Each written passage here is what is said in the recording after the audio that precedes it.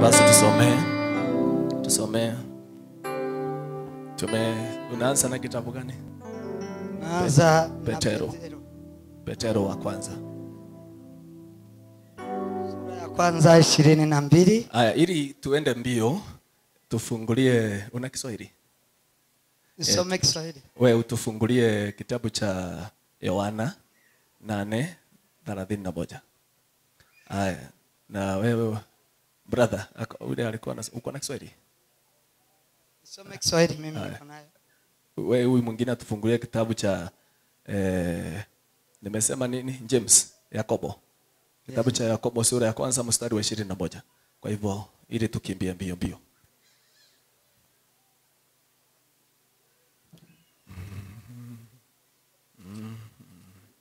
Petero wa kwanza sura ya kwanza aya 22. Biblia inasema mkiisha kujitakasa roho zenu kwa kutii kweli, hata kufikiria upendano wa ndugu usio na urafiki, basi jitahidini kupendana kwa moyo, kwa kuwa mzaliwa wa mara ya pili si kwa mbegu iharibikiayo, bali kwa ile isiyoharibika, kwa neno la Mungu lenye uzima lidumulo hata milele. Maana mwili wote ni kama majani, na fahari yake yote ni kama ua la majani. Majani huanguka na ua lake huanguka, bali neno la Bwana hudumu hata milele. Na neno hilo ni neno lile njema lililohubiriwa kwenu. Sura ya pili. Basi wekeni mbali uovu wote na hila yote na unafiki na usuda na masingizo yote. Kwa watoto wachanga waliozaliwa sasa, yatazameni maziwa ya akili yasiyogoshiwa, ili kwa hayo mpate kukulia wokovu, ikiwa mmeonja ya kwamba Bwana ni mwenye fadhili. Mwendee yeye, jiwe lililo hai. Asante, umepita. Niambia ni moja. Yeah. Asante. Uko na bidii sana. Amen. Yohana 8 mstari wa 31. Biblia inasema, kisha Yesu akawaambia wale Wayahudi waliomwamini, kama mkidumu katika maneno yangu, mtakuwa wanafunzi wangu wa kweli kweli. Ndipo mtajua ukweli, nayo ukweli itawaweka huru. Amen. Amen. Yakobo 1:21. 1:21 kitabu cha Yakobo. 1:21. Apostle, fungua kitabu cha Yohana, barua ya Yohana ya 3, barua ya 3 ya Yohana. Utusomee sura ya 3. Nitasoma kwa Kiruga. Yes, soma kwa Kiruga. Ubwo bimeze bityo, mwiyambure imyanda yose n'ububi busaze, mwakirane uburwaneza, ijambo ryatewe muri mwe ribasha gukiza ubugingo bwanyu. Amen. Barua ya 3 ya Yohana sura ya kwanza mstari wa 2. Biblia inasema, mpenzi, naomba ufanikiwe katika mambo yote na kuwa na afya yako kama vile roho yako ifanikiwavyo. Amen. Amen. Asante. Aya, nisome moja tu kwa Kiingereza. Having purified, niko First Peter, barua ya kwanza ya Petero sura ya kwanza mstari 22.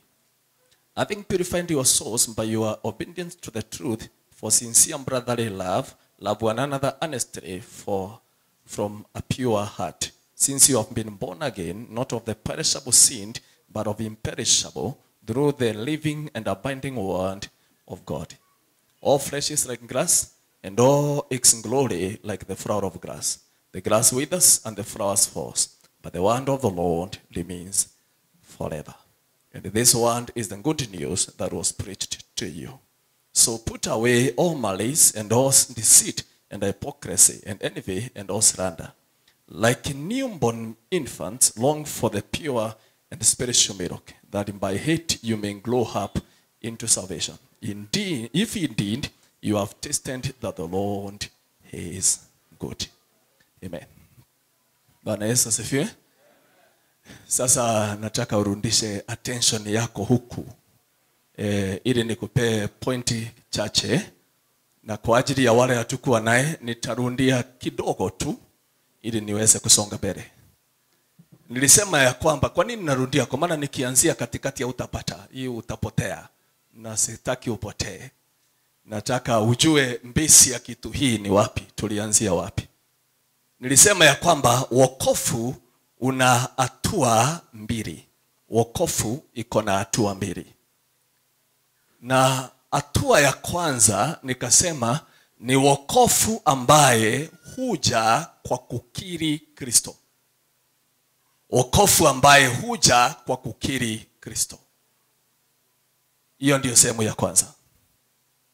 Sehemu ya pili ni wokovu ambaye huja kwa kusijua njia za Mungu na kutembea kwazo. Nitasema tena. Hatua ya kwanza nimesema ni wokovu ambaye huja kwa sababu umekiri. Wokovu huo Biblia inasema ukiamini kwa moyo, basi ukiri na kinywa utakuwa umeokoka. Lakini kutoka pale kuna wokovu hatua ya pili. Na hatua ya pili ni wokovu ambaye ufikia mwanadamu wakati mwanadamu atajifundisha njia za Mungu na atembee na njia hizo. Halo? Nikapeana mfano kwa Biblia. Nikaanza na Yohana 3:16. Si kila mtu anajua hiyo? Hiyo tulihubiriwa Sunday school. Kama vile Mungu aliupenda ulimwengu, akamtoa mwana wake wa pekee, ili atakaye muamini asije kupotea bali apate uzima wa milele. Lakini sikiza vile imesema atakaye amini, kumaanisha ananenea yule hajaamini. Alafu Yesu alipita pale akafika Yohana 8:31. Naye inasema na kwa wale waliyemwamini. Kumbuka ya kwanza inasema kwa watakaye muamini. Ya pili naye inasema kwa waliyemwamini. Hao ni wameokoka ndiye anaambia. Kwa waliyemwamini Yesu akawaambia, nanyi kaeni katika neno langu. Mkikaa ama mkindumu katika neno langu, nanyi mtakuwa wanafunzi wangu. Mtajua kweli, naye kweli itawaweka huru. Sasa swali langu ni hili. Mtu huyu anaambiwa atawekwa huru, tayari ameokoka. Kumaanisha ukiokoka kwa kukiri haufikii uhuru.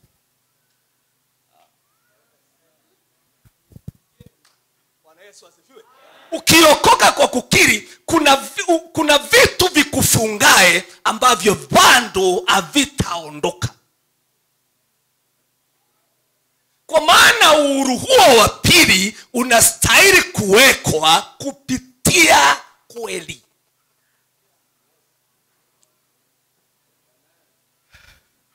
Nisalimie tu.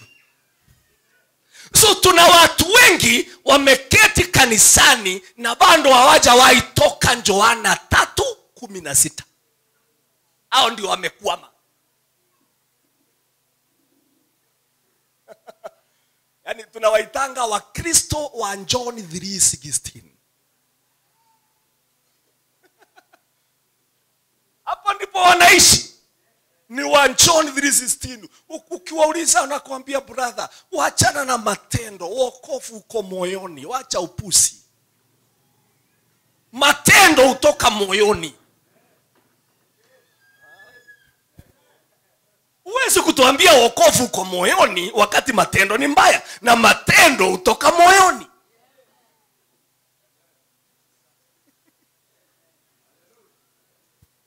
Mimi mtu asinihukumu, mimi ninapenda Yesu wangu kwa moyo wangu, kwa hivyo mimi nisiulizwe maswali. Kila tunakuuliza maswali ni kwa sababu matendo yako ni mbaya. Na kama matendo yako ni mbaya, ni kumaanisha moyo wako hujawaijua Yesu.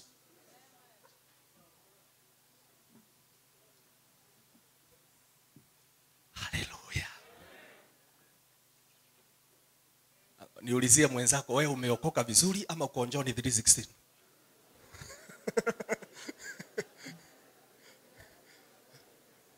Muulize na kujibu vizuri. Wewe umeokoka vizuri ama uko John 3:16? Ungali Yohana 3:16? Hapo ndio umekwama. Watu msijali. Mungu aliupenda ulimwengu akampea mwana wake wa pekee. Hili sisi tukiamini tusije tukapotea, bali tupate uzima wa milele. Sasa ukikwama hapo, Yohana 8:31 na itashughulikia nani?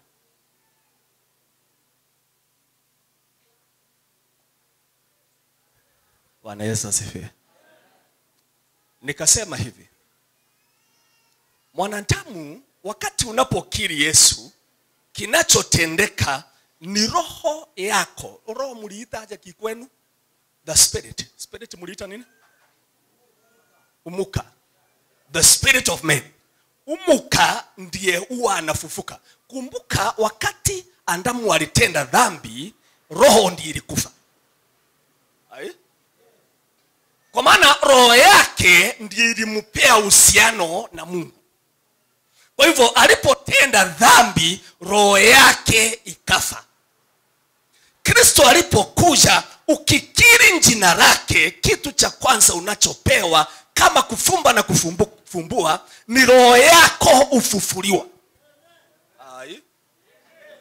Bwana Yesu asifiwe. Wewe mwangalie mwenzako, mwambie hata kama sijaokoka kabisa, niko afadhali. Mimi si kama kafiri. Kwa maana kafiri roho yake haijafufuka. Lakini wewe roho yako imefufuka. Sawa? Hiyo ukisha sema tu Yesu, mimi nimeachana na dhambi, nimekukubali uniongoze. Kama kufumba na kufumbua, roho yako utolewa katika mauti. Unakuwa hai tena. Lakini shinda utakaye kuwa naye ni kwa sababu wakati roho yako ilikufa, ulikuwa unaongozwa na nafsi yako. Na nafsi yako inabeba matendo iliyokufa. Haleluya. So kutakuwa na shinda. Kwa maana roho imeamuka na nafsi nayo imekufa. Kwa hivyo kutakuwa na vita katikati ya nafsi na roho. Ndio maana Paulo anasema tunapigana katikati ya roho na mwili. Mwili huu ananenea nafsi, si nyama hii.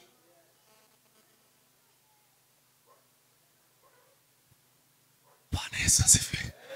Hii ni chakula ya watu wazima. So unafikiria wewe ni mmoja wao. Hii inaitwa, hii peangi watoto. Hii ni chakula ya watu wazima. Na nafikiria wewe ni mmoja wa watu wazima. Unajua kuwa mtu mzima wa kiroho si kuwa na ndefu. Ni kuwa unaweza sikiza na usikie. Amen. Haya, nikupee hatua tena. Ninasema nafsi, wakati ukishakiri, kukiri kwako akugusi nafsi, kunagusa roho. Nitasema tena. Ukishakiri, kwa maana ukishaokoka hapa kwa jina la Yesu, utabaki ukifikiri vile ulikuwa unafikiri mbeleni. Utakuwa tu ukiwa mafikara yako ni kama ile ya kawaida. Hakuna kitu kikubwa utasikia. Hata tukikuja tukuombea hapa sasa unataka kukiri Yesu, hakuna kitu kikubwa utasikia. Ni vile tu umekiri ukafufuliwa. Lakini mawazo yako ni yale yale. Utaenda nyumbani ukiwa na tamaa zako mbaya.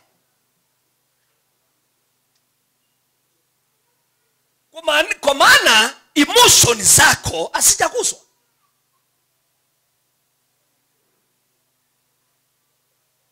So kuna watu watashindwa, je, nilikiri Yesu, lakini nafikiria vile nilikuwa nafikiria, kwani sikuokoka?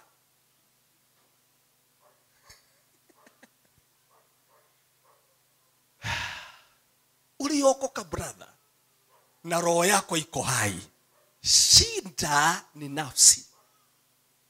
Now jua hivi, nafsi ilijengwa na matendo. Nitasema tena, nafsi ujengwa na matendo. So hawezi kuokoa nafsi yako kutumia kukiri. Kwa maana haikujengwa na kutokiri, ilijengwa na matendo. Kwa hivyo kama itaweza kuokolewa, lazima kuonekane tendo lingine tofauti na lile lilijenga. Haleluya. Mali tumesoma hapa, ndugu huyu yangu amesema, hata kama amesoma na kikwenu, inasema hivi: waacheni uovu wote na muachane na uovu usindio. Alafu mulipokee neno la Mungu lililopandwa ndani yenu, lililo na uwezo wa kuokoa nafsi zenu. Sikiza, ukishaokoka kuna vitu viwili utapewa. Imani tena, ukishakiri Mungu atakupea vitu viwili. Kitu cha kwanza, atakupea sehemu ya roho wake. Sehemu tunaita a deposit of the spirit. Si atakujaza roho, atakupea sehemu ya roho wake ili uweze kuomba, kwa maana bila roho wake hatuwezi omba.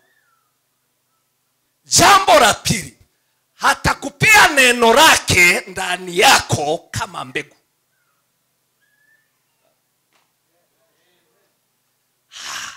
Bwana Yesu asifiwe. Nitasema tena, atalipanda ndani yako neno lake, lakini amelipanda kama mbegu. Ndio maana Yakobo anasema, lipokeeni neno lililopandwa ndani yenu, likiwa na uwezo wa kuokoa nafsi zenu. Lakini swali, brother apostle, utalipokeaje na tayari liko ndani yako?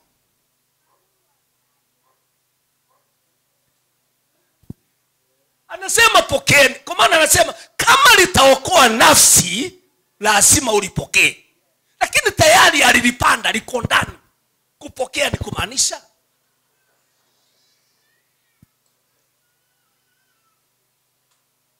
sasa kitu kilicho ndani yako unaambiwa upokee aje,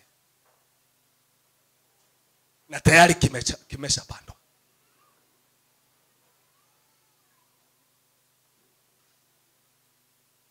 Kupokea ni kukubali na kuanza kufanyisha kazi. Kumaanisha linaweza pandwa ndani yako na lisikusaidie. Bwana Yesu asifiwe. Na ndivyo watu wengi hapa wako. Wana neno la Mungu lililoketi ndani yao, lakini dormant, aliwezi kuwasaidia. Kwa maana hawajalipokea neno hilo. Lakini limepandwa. Ukishakiri tu linapandwa. Na analipanda kama mbegu. Angalia mwenzako, mwambie hata wewe uko nalo. Mwangalie tena, mwambie tena hata kama wewe ni mnyonge, bado uko nalo. Mwambie hata kama unajihurumia, bado uko nalo. Na lina uwezo wa kugeuza maisha yako kabisa. Lina uwezo wa kukufanya kitu cha ajabu duniani. Lina uwezo wa kukuponya. Lina uwezo wa kugeuza maisha yako upside down. Ni neno la Mungu, lakini lina uwezo. Alilipanda kama mbegu. Ni kama ukiwa na mbegu ya mahindi. Ukiwa na kale kama mahindi kamoja, unaweza kachezea kwa maana ni kamoja, lakini kanaweza lisha familia yako. Ako kamoja kanaweza fanya nyumba yako isilale njaa.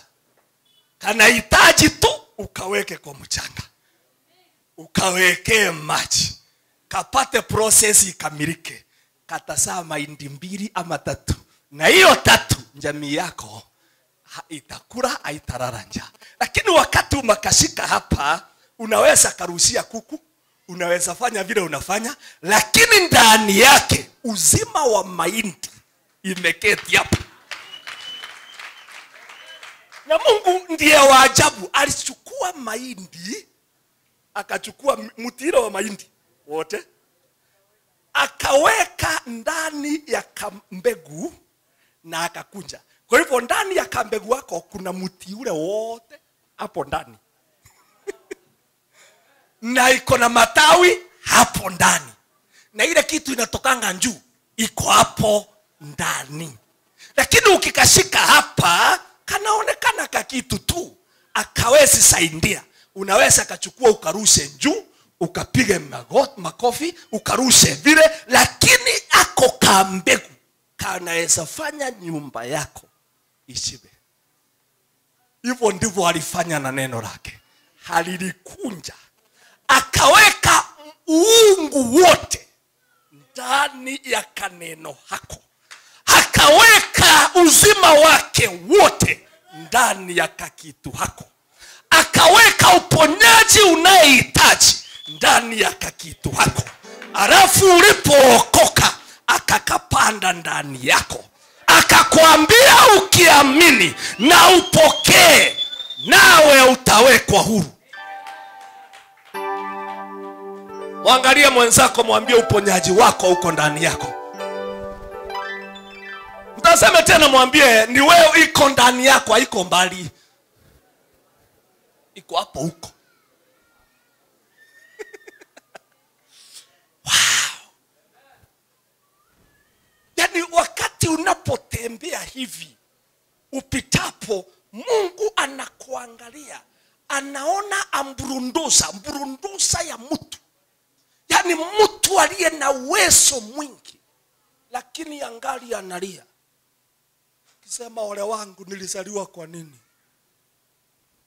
Kwani wokovu unaonekana kama ufanyi kazi, na vile niliokoka miaka mingi na sasa ninateseka.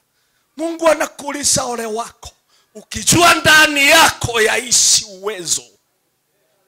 Inaishi uwezo, unaweza geuza mambo, imeketi mahali ulipo.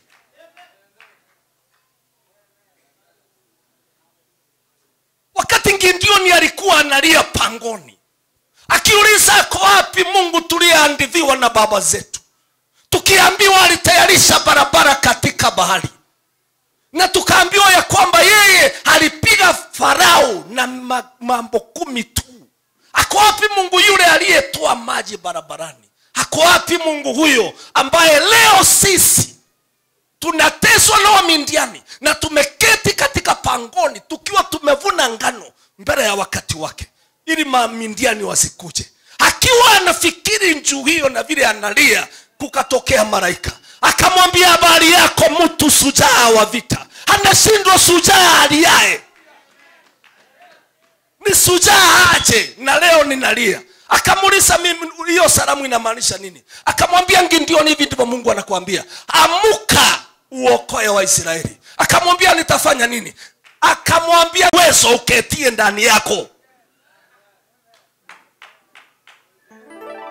Hakuhitaji kuongezwa chochote, aliambiwa kinaishi ndani yako. Isalimia aliye karibu nawe, mwambie kinaishi ndani yako. Mtaseme tena, mwambie hata kama unalia, kinaishi ndani yako. Mtaseme tena, mwambie hata kama umefinyiliwa, uhuru wako unaishi ndani yako. Iko hapo huko, haiko mbali, haiko mbinguni, iko ndani yako.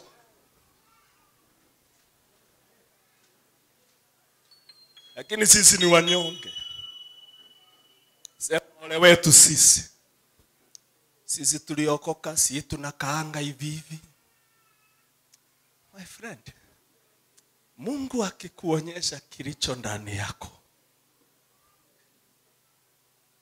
una uwezo. Ndani yako inaketi uwezo. Ulipookoka, bora tu uliokoka ukakiri Yesu, ndani yako wewe ni mtu ajabu. Alipanda mbegu hapo. Ngoja nikuonyeshe. Mungu, unajua Mungu ni muumbaji. Na Mungu anakuanga na hekima. Hii hekima. Anaenda anachukua. Kuna watu wanakaa wakiuliza, katikati ya mayai na kuku ni gani ilikuja kwanza? Sasa wewe ukiulizwa katikati ya mayai na kuku ni gani kiliumbwa kwanza?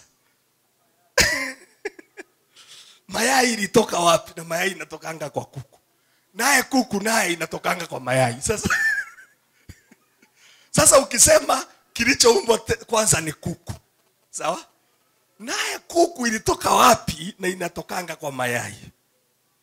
Ukisema ni mayai, naye utasema mayai ilitoka wapi na inatokanga kwa kuku.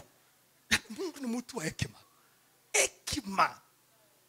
Sasa alienda akaumba tumbo la uzazi la kuku likiwa nje ya kuku. Wanyama wengine wote tumbo la uzazi liko ndani yao.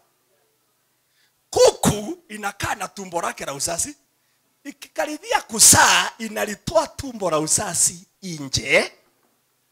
Alafu inaambiwa sasa vile utafanya, utalalia tumbo hilo la uzazi hivi siku 21.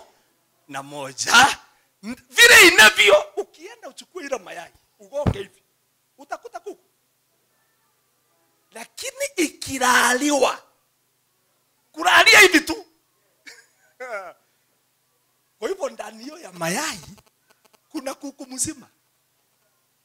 Ukikula yai moja, umekula kuku yote, pamoja na feathers na kucha na mindomo, umekula zote zikiwa combined.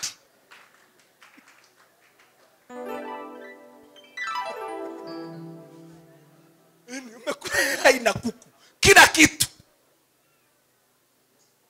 Ni hekima ya mbingu, ni hekima ya Jehova. Hivyo ndivyo alifanyia Mary. Alipokuja kwa Mary hakupata mbegu. Mary alilaliwa na uwezo vile kuku lalia mayai. Si Biblia inasema na uwezo wa Mungu utakuja juu yako. Uwezo ule ulipokuja juu yake, ulimulalia hivi. Ukimulalia hivi, ndani kukaanza kuumbika mtu ambaye aja kutana na mwanaume na ni bikira. Ni uwezo wa Mungu tu umekuja ukamulalia, ndani yake kukaanza kuumbika mtu. Na akaambiwa huyu atazaliwa hivyo, ataitwa mtakatifu. Mwangalie mwenzako, mwambie ndani yako panaishi mbegu. Yeye mtazame tena, mwambie kama umeokoka, ndani yako panaishi mbegu. Panaishi mbegu. Ndani yako pana mbegu. Pana mbegu. Haleluya. Pana mbegu ndani yako. Na mbegu hiyo inaweza fanya maajabu ulimwenguni. Hiyo mbegu iko hapo ndani, inaweza fanya maajabu. Kuna jamaa mmoja ninapenda sana, anaitwa Benson Idahosa. Benson Idahosa ni mmoja wa wahubiri waliokuwa mwanzo Nigeria. Ndiye mwenye kuzaa wahubiri wote wako hapa. Akina Chris, akina TB Joshua, akina Oyandepo, wote walikuwa chini yake. Wakati Benson aliokoka, akaja kanisani moja hapo, ilikuwa inahubiriwa na mzungu. Ndiye alikuwa pastor yao. alikuwa ameketi mahali nyuma, akasikia mzungu yule alisema, Biblia inasema katika jina la Yesu hakuna kitu akiwezekani.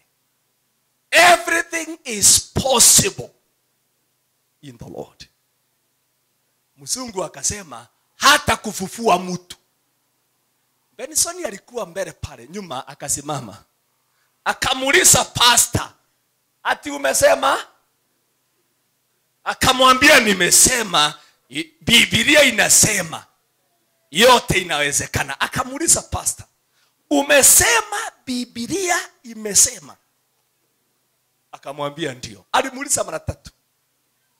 Akamuuliza wewe pastor, umeshaifufua mtu? Pastor akamwambia sijawahi, lakini hiyo haimaanishi Biblia ni muongo. Akamwambia sawa, bakini salama. Alikuwa na baisikeli. Akachukua baisikeli akatembea akiuliza, huku kuna mtu amekufa? Kuna mtu mmesikia amekufa huku?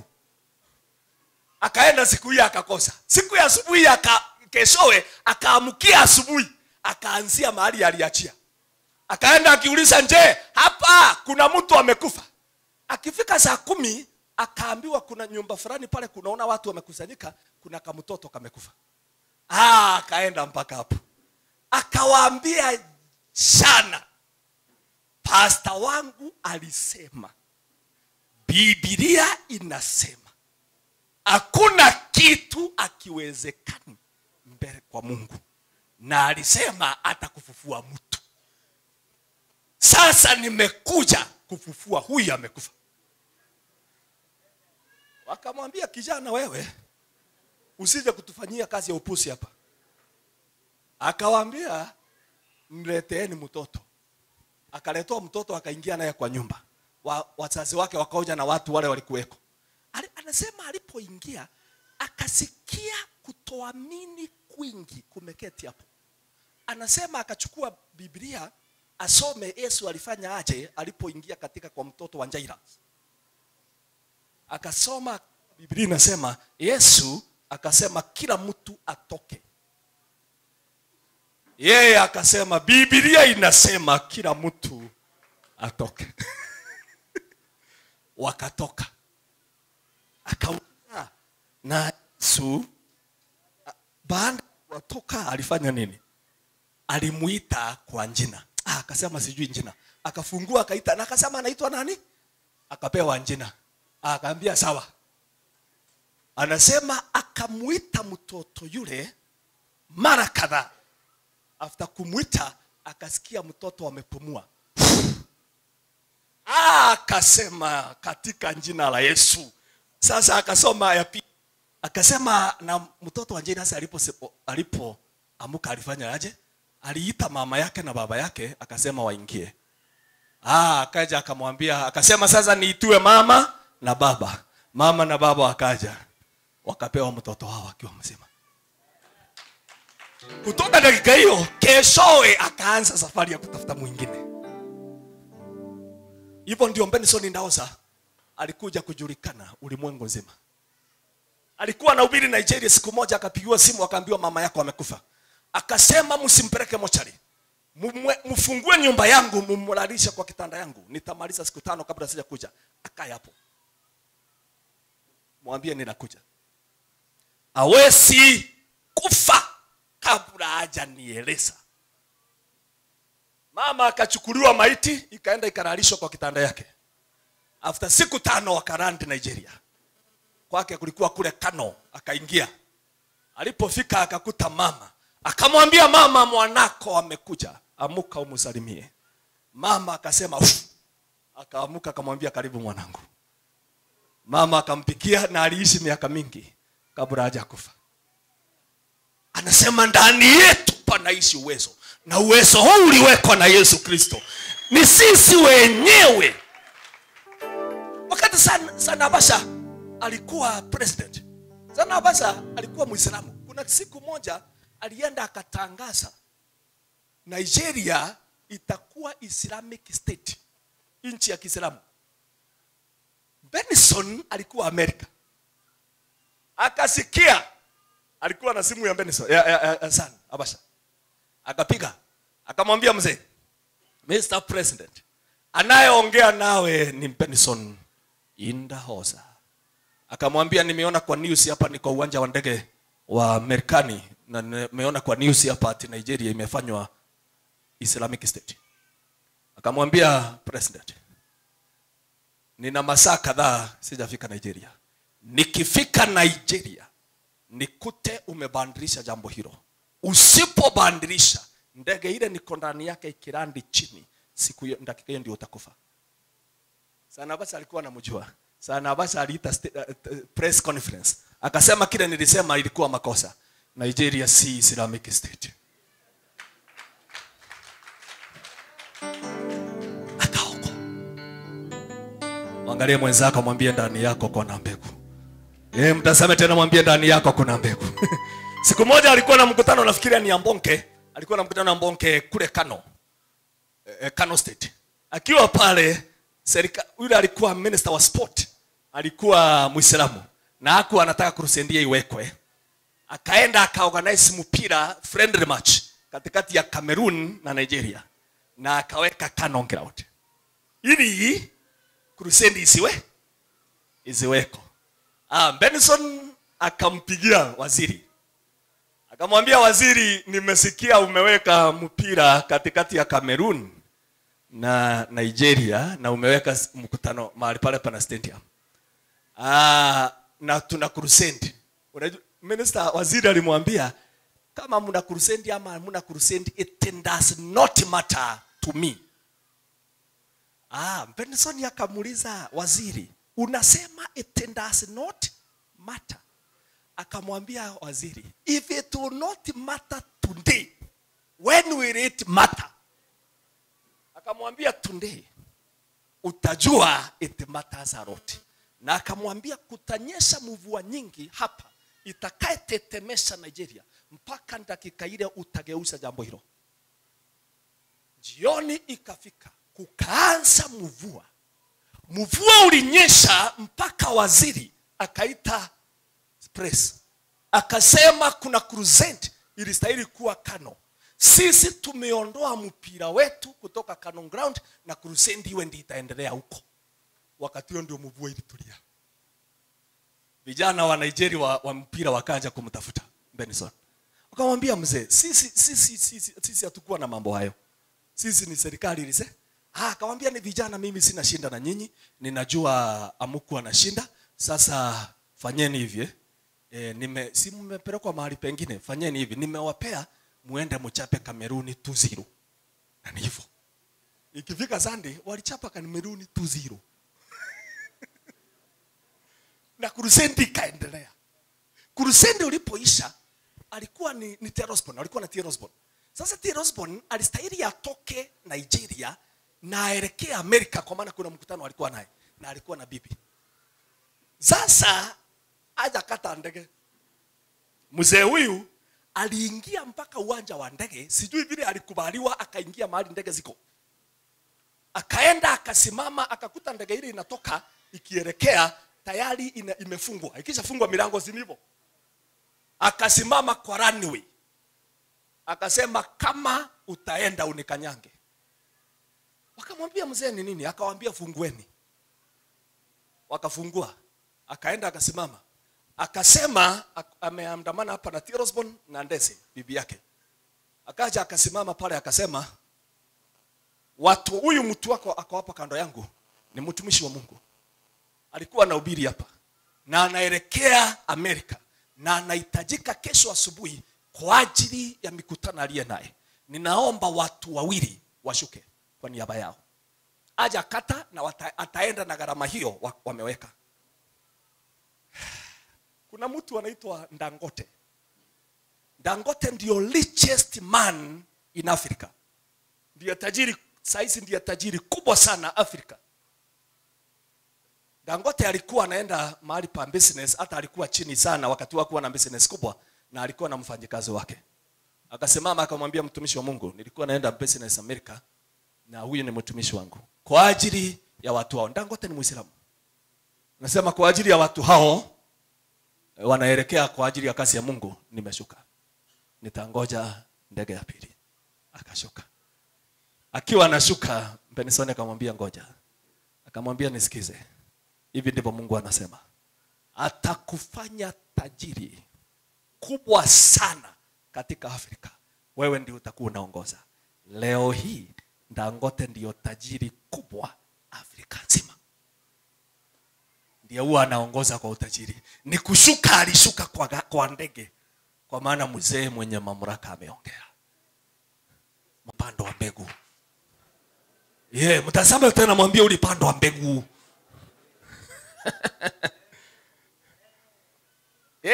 Ndiye alikuwa mtu wa kwanza kuleta injili kwa TV Afrika. Alienda kwa Nigerian Broadcasting Commission. Akaenda akasema, akaambia yule manager alikuwa pale, alikuwa Muislamu. Anamwambia mimi ninaitwa, alituma mtu. Akamwambia enda umwambie Benson atafutiwe inaitwa airtime, ili yawe anahubiri dakika 30 hivyo kwa TV ahubiria Nigeria. Alipoenda mkubwa akaambia aenda umwambie asitupe upusi wake. Toke huko aende. Hakuna kitu kama hicho. Mtu akaenda akaambia Benson. Akamwambia ndivyo amesema. Akamwambia ndio. Benson akachukua gari. Akakimbia mpaka ofisi. Akaenda akamkuta. Akamwambia mzee, nimetumana nikasikia umesema tuache upusi. Akamwambia ndivyo nimesema na nimerundia. Tuache upusi. Akamwambia mzee, na mimi nimekuvuta kazi. Mzee akacheka. Anamuuliza univuta kazi kama nani? Anamwambia utajua mimi ni nani. Ikifika keshowe alikuwa amevutwa kazi na serikali. Ati ameonekana kulikuwa na corruption katika mahali pale na imeenda. Na yeye hakwenda kwa polisi, kwa serikali. Sasa serikali ikaleta mwingine. Huyo mwingine alipofika ofisi, Benson akaja, akamwambia yule alikuwa mbele yako ni mimi ndiye nimfukuza. Utakubali tuhubiri ama tukuondoe kabla hujaketi?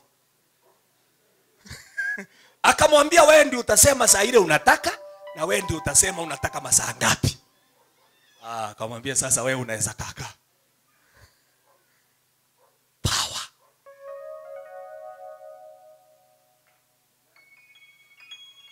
Mwangalie mwenzako mwambie wewe si kitu tu. Wewe mtaseme tena mwambie wokovu si kitu bure. Ilikuwa ya kupanda mbegu ndani yako. Na mbegu hiyo iko ndani yako. Iko ndani yako. La. Glory be to Jesus. Tuko salama. Uko hapa. Ndani. Angalia mwenzako mwambie hata wewe iko ndani yako. Mwambie tena mwambie nina hakika hata wewe iko ndani yako. Hiyo mbegu iko ndani yako. Si tofauti yako na Benson ni ya kwamba wewe hautaki kufanyisha yako kazi. Na hata ukikufa utakufa nayo. Lakini utakufa ukiwa masikini sana, lakini ulisaliwa kuwa tajiri. Ndio maana Suleimani anasema, nimeona mambo ya kushangaza sana duniani, ya kwamba matajiri utembea na miguu, lakini masikini utembea na farasi. Unajua tajiri nani? Ni huyu aaminie Mungu. Anasema ndiye anatembea miguu. Lakini yule anastahili kuwa masikini ndiye ana farasi. Anasema dunia hii imenishangaza. Yule alistahili kuwa nacho ndiye ana, na yule hakustahili kuwa nacho ndiye ako nacho. Ni wewe. Tajiri kubwa atembea miguu.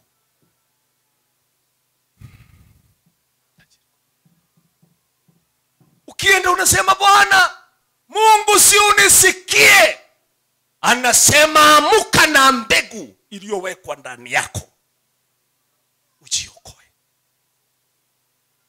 Unasema Mungu kuja mwenyewe na usitumane. Anakuambia sina haja ya kuja mwenyewe na sina haja ya kutumana. Ndani yako uko na uwezo. Uko na uwezo ndani.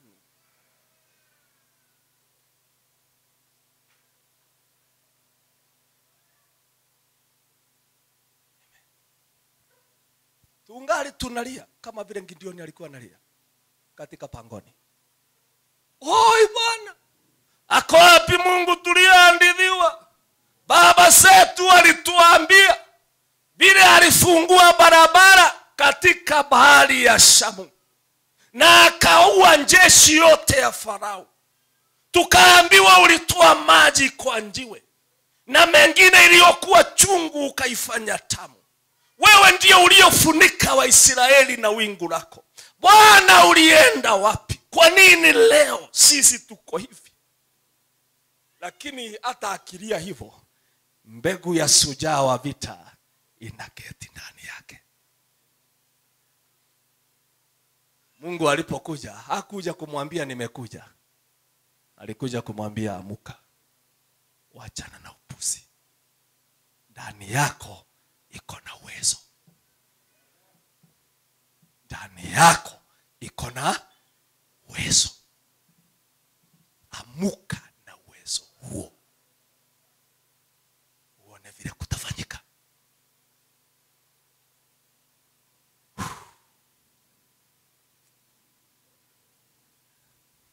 Nawezi gonga hapa. Moyo unakuanga hapa. Pande hapa. Right. In right ama ni left? Left, moyo uko hapa. Gonga hapa. Sema ndani hapa kuna mbegu. Na mbegu hii inatoka mbinguni. Mbegu hii ina uwezo wa kuniponya, wa kuniinua na ya kutenda maajabu. Sasa wakati umefika. Kizazi changu kiamuke. Kikianza na mimi. Ndani hapo pana. Ukiokoka nimesema unapewa vitu mbili.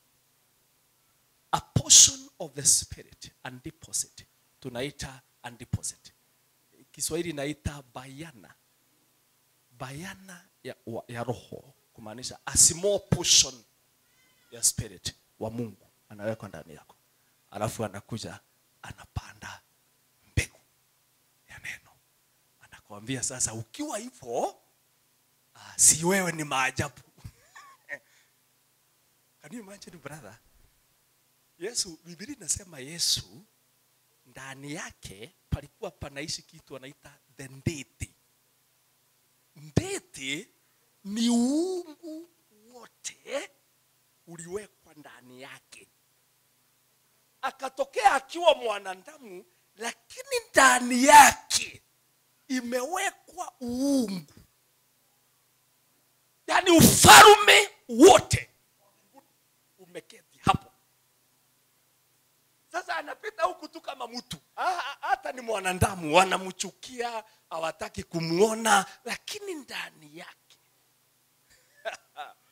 Naye alipotuokoa akasema nilichoonjeshwa na Baba yangu nitawaonjesha nyinyi.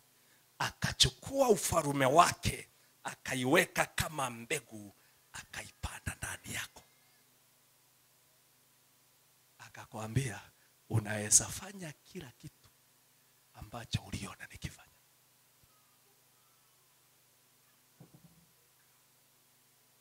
After kupandwa mbegu hiyo, miaka 20 kanisani ungali unalia.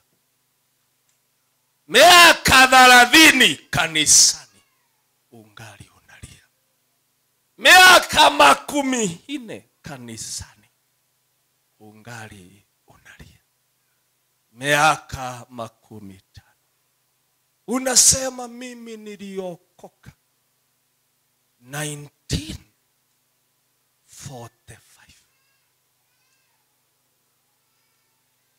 Leo una miaka 60 something kwa wokovu, lakini ungali unalia. Mimi niliokoka 1990. Leo una miaka 32 ndani ya kanisa, ungali unangoja Mungu ukilia, na hakuna kitu kinaonekana kama kinasonga mbele.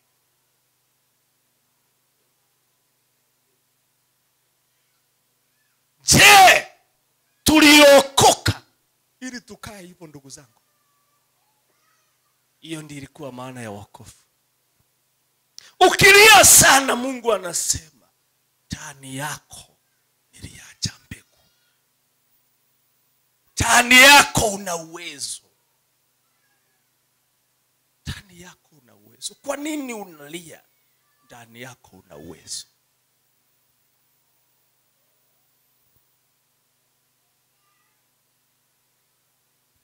Amen. Kwa nini unalia? Petero alikaa na Yesu miaka 3.5. Akimaliza 3.5, moyo wake ulikuwa umefunguka kutenda kila kitu ambacho Yesu alitenda. Kwa nini ukae miaka 30 na bado unalia?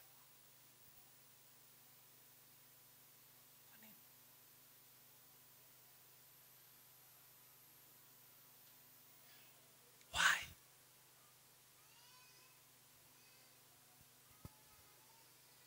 Mwambie mwenzako wewe ni simba. Mwambie wewe ni simba aliyelala.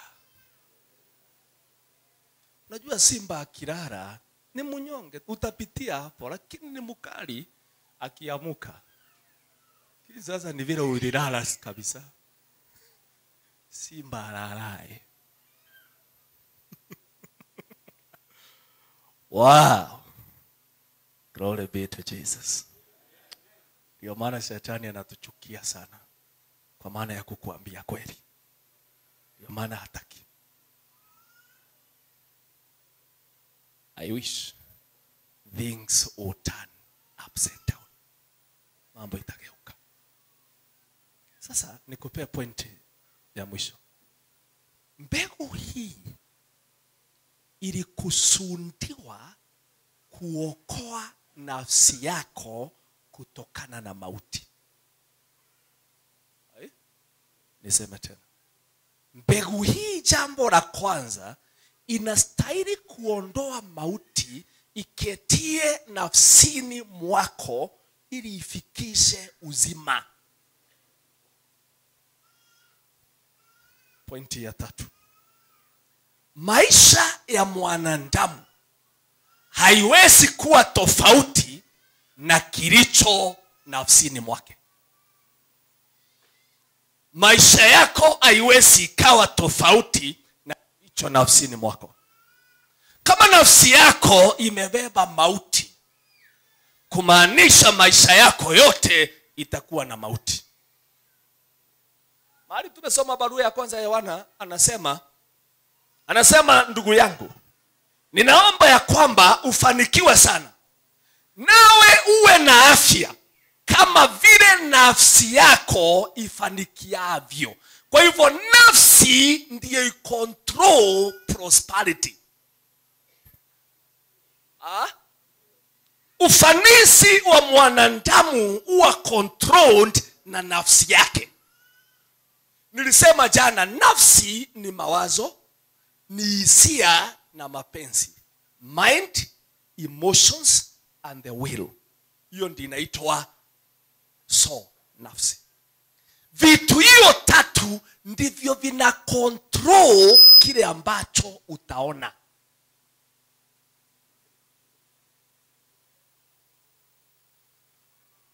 Ngoja nikwambie, hata ukiombewa ugonjwa upone, hauwezi kufikia afya. Afya si kuombewa ugonjwa ishe. Afya ni mahali umefika, mwili wako umefikishwa uzima. Hauwezi kaa ukisumbuliwa na magonjwa. Uwezi fikia level hiyo, kwa maana level hiyo iko controlled na nafsi. Nafsi yako ikifikia afya, mwili wako utafikia afya. Joana anamwambia ndugu yangu, ufanikiwe sana, tena uwe na afya kama vile nafsi yako ifanikie afya. Kumaanisha afya yangu inategemea kufanikiwa kwa nafsi. Nafsi isipofanikiwa, sina uhakika wa afya. Bwana Yesu asifiwe. Sina hakika ya afya as long as nafsi yangu haifanikiwi. Nafsi yangu ina mauti, itakuwa inarusha mauti kwa mwili wako katika afya yako. Nafsi.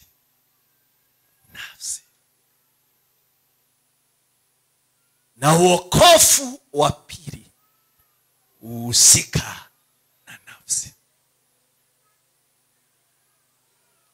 Kuna watu wanahubiri injili ya kwamba sisi tuko chini ya neema, sisi si watu wa matendo. Na usisi as long as uko chini ya neema, hauna shinda hata ukifanya vile umefanya. We ni muongo.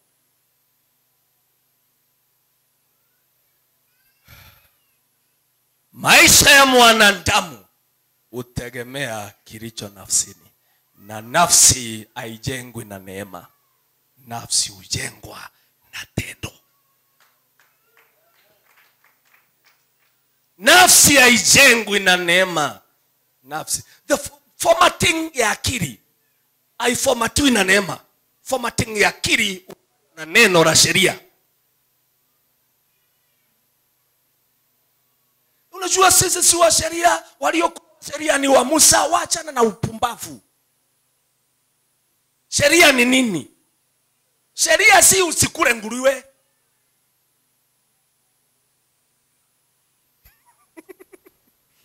So wakati unasema wewe si wa sheria, unamaanisha nini?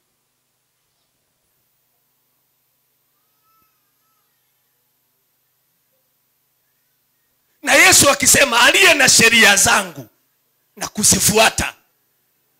So wakati unasema wewe si sheria, si wa sheria, hii yetu anaita sheria yake ni nini? Na hakuna ufalme ujiongoza pasipo sheria. Kwa maana sheria ndiye uweka mipaka.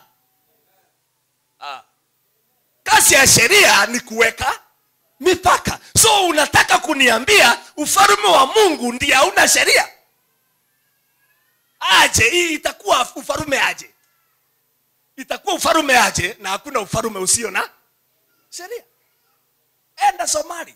Somali inaitwa failed state kwa sababu haina sheria. Mtu anafanya vile anataka. Hakuna nchi kama hiyo. Unataka kuniambia ufalme wa Mungu ni kama Somali?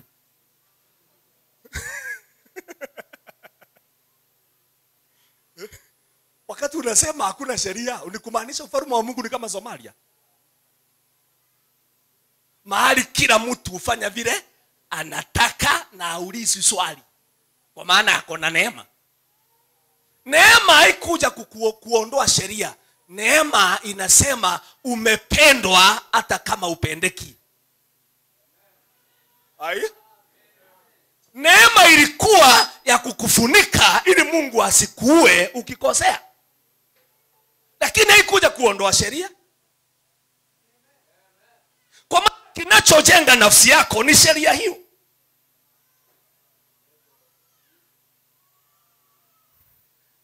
Si Mungu awabariki. Sasa hata sijamaliza apostle. Hatujamaliza hapo mbele, lakini masaa yangu imekwisha.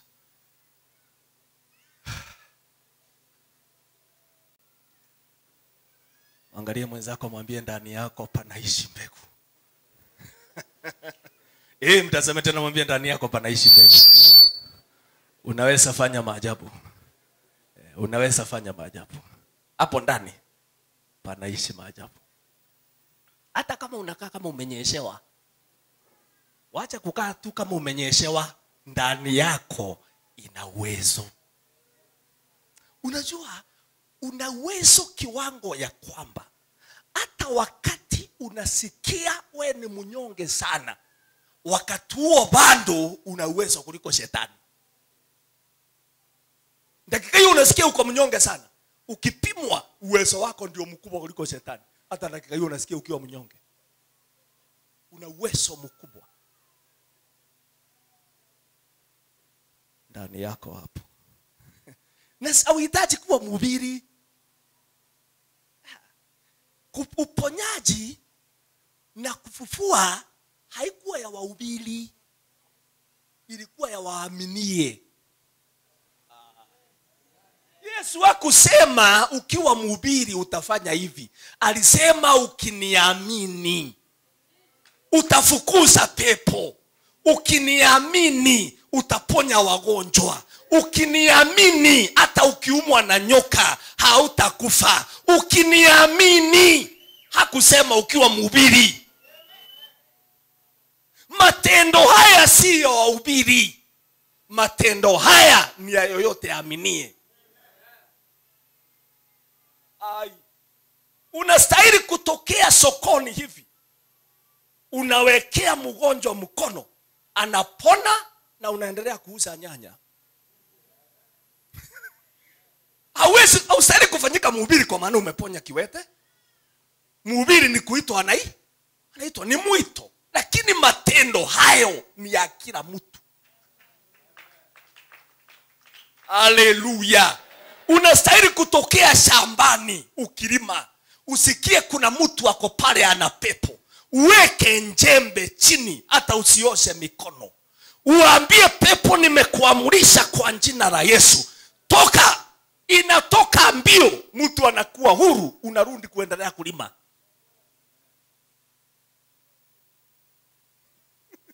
Kwa maana si ya wahubiri, ni ya watu waaminio.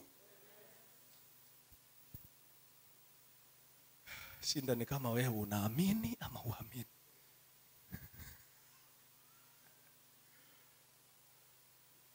Angalia mwenzako, mwambie unaona hapa.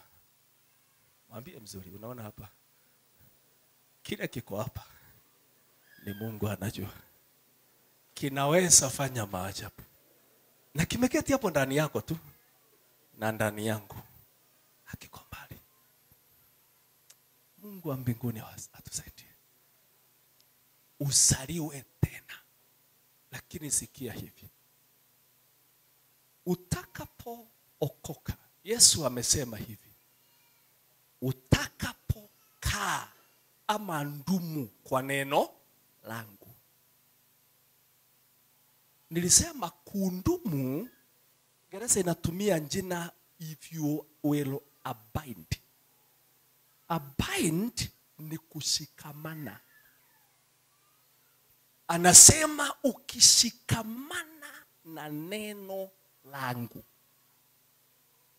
utakuwa mwanafunzi wangu. Siku ile utafanya nini? Utashikamana.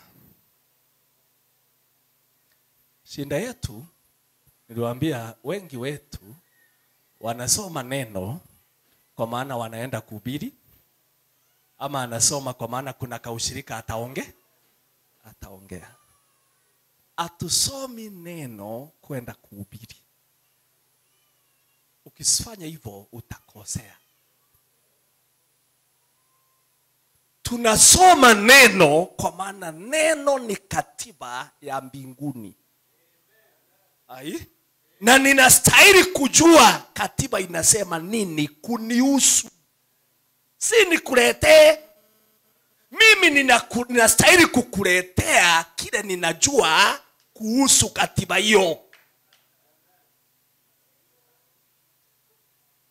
So mimi wezi nikuta ati kwa maana nina service kesho, sasa jioni ndio ninaenda na makaratasi. Bwana nitasomea wapi? Pusi.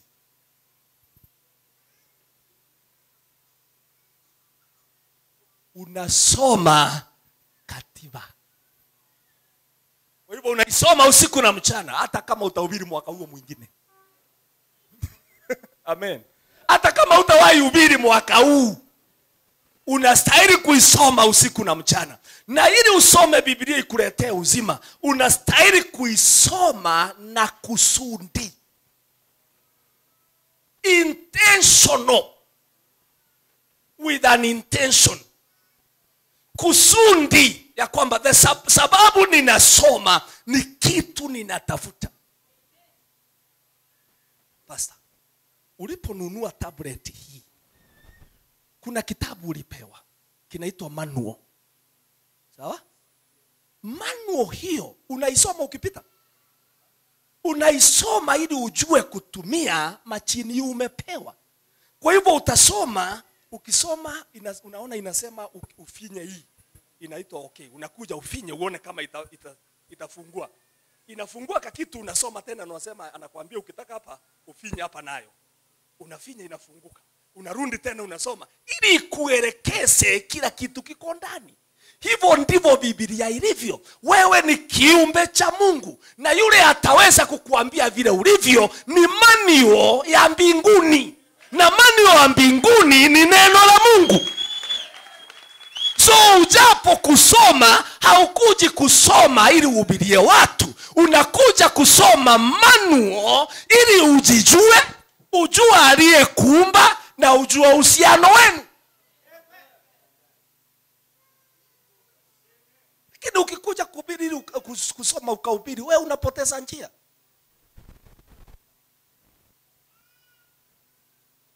Unastahili kutuambia kile kimefanyika wewe.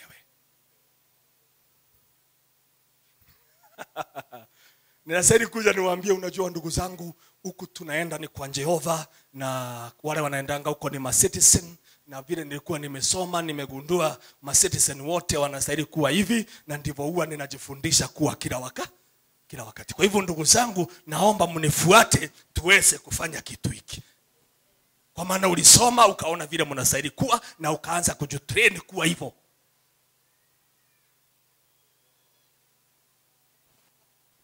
Si Mungu awabariki. Kuna mtu mmoja aliniuliza swali. Anauliza unaweza kuhubiri aje ukiwa enda Bible school? Namwambia wewe umepotea akili. Mimi sijawahi enda Bible school hata vile iko. Ambia aliniita. Nilikosa pesa za Bible school na hivyo.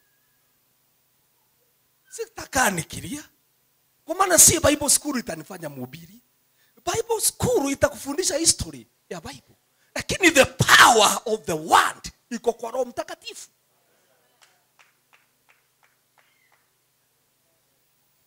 Nawaambia nilienda Kitale siku moja, kule Kitale ni kule ukipita Eldoret. Ninahubiri, kumeketi reverend moja pale. Reverend mkubwa. Ni mzee na movie yake ni nywele yake ni white yote. Mzee akanisikiza. Tulipoenda kukula, nilikuwa nimesoma neno la kitabu cha Warumi sura ya 7. Paulo anasema, "Je, ndugu zangu, nitasema sheria ni mbaya?" Nikasoma mhubiri reverend akaja akaniambia, "Brother, umenipendeza. Ulienda Bible school gani?" Nikamuuliza, "Kwa nini?" Aniambia, "Kwa maana neno hilo umesoma ndio linasumbua wasomi wote wa Bible school. Na walimu waliotufundisha Bible school walishindwa kutuambia neno hilo. Lakini umelifundisha kwa urahisi mpaka mtu analiona, na tulisoma na tukashindwa." Nikamwambia, "Brother, ili neno hili lifunguke hauhitaji Bible school. Ili neno hili lifunguke unahitaji Roho Mtakatifu. Ndiye atakaye kufundisha. Roho Mtakatifu. Bible school ni mzuri, itakufundisha mambo mengi. Lakini kuhusu uzima wa neno iko pekee na Roho Mtakatifu." Halo? Kuhusu kufunguka kwa neno na uzima wake ni Roho Mtakatifu pekee. Ndiye yako nalo.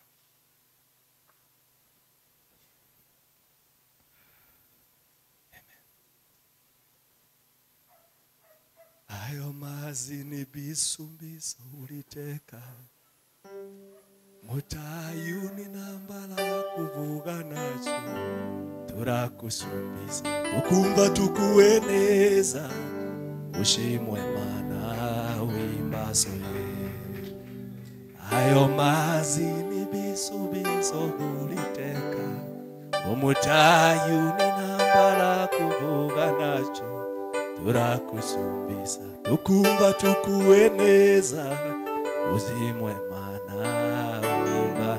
Ayo mazi ni bisubizo uliteka, umutayuni nambala kuvuga nacho, turakusumbiza tukumva tukueneza, ushimwe mana wimba. Ayo mazi ni bisubizo uliteka, umutayuni nambala kuvuga nacho, turakusumbiza tukumva tukueneza, ushimwe mana wimbasoye. Leka ngulirimbe oye mana umva kusenga kwanje, leka ngulirimbe uso wako ewe mana umva kusenga kwanje,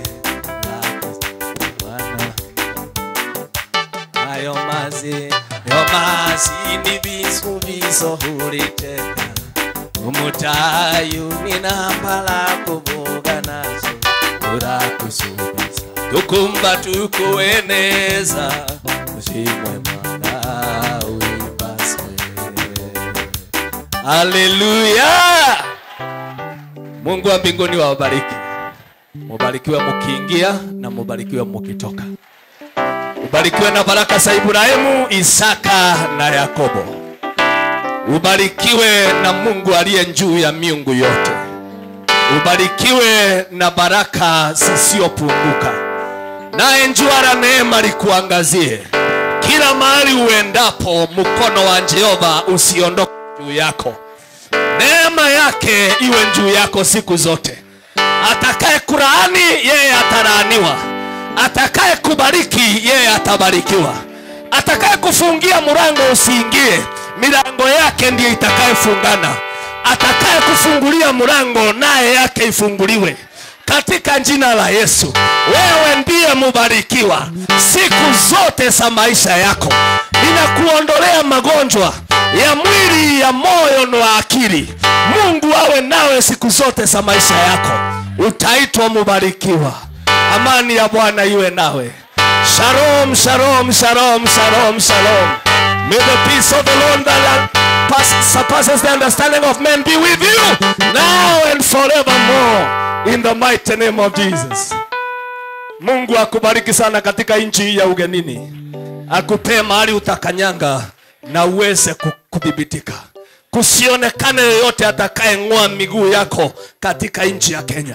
Mungu akupe mahali katika nchi hii. Akufanya mmoja utakaye nawiri mno. Na utajiri wa nchi hii upewe sehemu moja. Kwa maana wewe ni mmoja wa nchi hii. Neema ya Bwana inayobariki itakubariki siku zote. Hautalia siku yote. Mungu atakupanguza machozi. Atakupea uweza wa kufanya mambo. Katika jina la Yesu Kristo. Neema ya Bwana iwe nawe. Bwana Yesu asifiwe. Si Mungu ampe mashamba katika nchi ya Kenya. Si Mungu ape manyumba katika nchi ya Kenya. Si Mungu ape magari katika nchi ya Kenya. Mungu ape pesa katika nchi ya Kenya. Mungu ape biashara kubwa katika nchi ya Kenya. Mungu awabariki sana katika nchi hii. Mwitwe wabarikiwa katika jina la Yesu. Hautalia milele. Kuna Mungu apanguzaye machozi, na Mungu atakupanguza wakati huu. Atakupea mashamba. Huku mutamiliki, utapewa shamba ili ufanyike kabila ya 45 ya nchi ya Kenya. Mungu atawapea mahali pa kuketi na mutamiliki mashamba. mumaliki utajiri, watoto wenu waingie katika serikali ya nchi ya Kenya. Mungu atawapea kuongoza katika nchi hii, awapee mahali mutakanyanga, hamutawahi kosa chochote. Mungu mnayetumikia si bure, mnamtumikia kwa maana mnampenda, naye wampendao yeye anawapenda, na wale apendao atawapea mahali pa kukanyanga. Atafanya hivyo kwenu katika nchi hii, katika jina la Yesu Kristo. Utakapopewa shamba ukumbuke leo tarehe 21 kuna nabii alitabiri akasema utapewa shamba katika nchi hii, utapata mahali pa kukaa katika jina la Yesu Kristo, ili watoto wako waje wagombee viti baadaye vya kuongoza nchi hii katika jina la Yesu Kristo. Haleluya! Haleluya! Yeah! Haleluya! Glory to Jesus. Amen. Mungu tunayetumikia si mnyonge, ana uwezo wa kubadilisha na atakubadilishia maisha ili ujue ni Mungu mwenye uwezo. Haleluya! Ulitoka Kongo na kusudi. Biblia inasema miguu ya mwenye haki huongozwa na Mungu. Brother, ni Mungu alikuongoza, akakutoa nchi ya Kongo, akakuleta katika nchi ya Kenya. Hana sababu ya kukuweka katika mahali hapo, na kama atataka kukupeleka mahali pengine ana sababu, na yeye atakudhibitisha mwishowe. Yeye ni Mungu mwaminifu, wamupendaye hawatawahi potea. Mungu hawe nawe, akulinde. Glory to Jesus. Shalom. Shalom. See you when you see me. May the peace of God that surpasses the understanding of men be with you now and forevermore. Sasa hata tukikaa hapa hatutamaliza, na mimi ndio ninaenda mbali. Sasa tuseme nini ndugu zangu, isipokuwa Jehova awabariki. Amen. Atungetaka kuachana, mumefanyika wa ndugu wa kweli, real brothers. Nyinyi ni ndugu kuliko ndugu tuliyezaliwa naye, mumefanyika wa ndugu zaidi. You are a brother. Na kilichotuunganisha ni damu ya Yesu Kristo isiyo katika milele. Tuna undugu milele, tuna undugu wa milele. Amani ya Bwana iwe nanyi. Shalom. Asante sana.